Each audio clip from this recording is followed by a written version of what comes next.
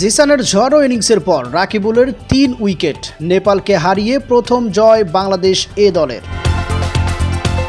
জিসান আলম ঝড়ো শুরু করেছিলেন আগের ম্যাচেও, তবে তা শেষ পর্যন্ত জয়ের আনন্দে রাঙেনি। তবে জিসানের ব্যাটে ভর করে জয় নিয়েই মাঠ ছাড়ছে বাংলাদেশ এ দল।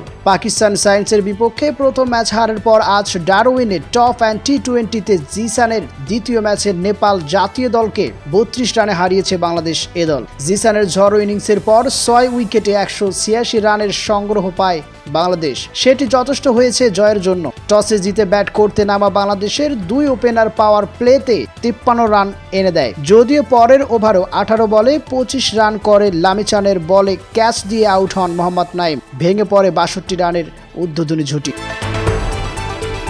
আরেক প্রান্তে ঝড়ো ব্যাটিং করা জিসান ৩৪ বলে 50 তুলে নেন। তিনিও যদিও ফিরছেন দ্রুতই। ৪৬ বলে ইনিংসে ৪টি ৪ ও ৫টি ৬, ৭৩ রান করেছেন ওই ওপেনার। আফিফ হোসেন ছাড়া বাংলাদেশের পরের ব্যাটসম্যানরাও কেউই শুরুর ছন্দ ধরে রাখতে পারেননি। ভালো শুরু করার পরেই দলের রান ২০০ ছাড়েনি। সাইফ হাসান ১১ বলে ১১, নুরুল হাসান ১১ বলে ৫ আর মাহিদুল ইসলাম ৭ বলে ৭ রান করে আউট হন।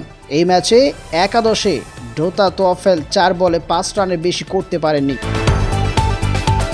আফিফের ২৩ বলে অপরাজিত ৪৮ রানেই এরপর ১৮০ ছাড়ায় বাংলাদেশ এ দল। কোনো ছক্কা না মারতে পারলেও ৯টি ৪ ছিল আফিফের ইনিংসে। রান তাড়ায় নেমে সুবিধা করতে পারেনি নেপালের ব্যাটসম্যানরা।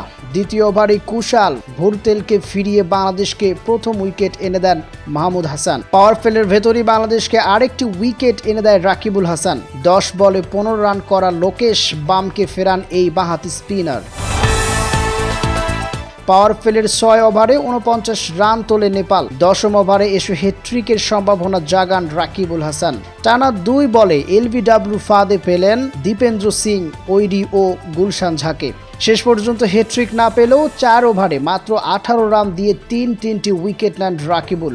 নেপালের হয়ে হারের ব্যবধান কমালো কুশাল মাল্লা। ৪৭ বলে ৪৯ রান করে অপরাজিত থাকেন। আগামীকাল নিজেদের পরের ম্যাচে পার্থ স্কার্সেস একাডেমি বিপক্ষে মাঠে নামবে বাংলাদেশ এ দল। বাংলাদেশ সময় বেলা ৩:৩০টায় শুরু হবে ম্যাচটি।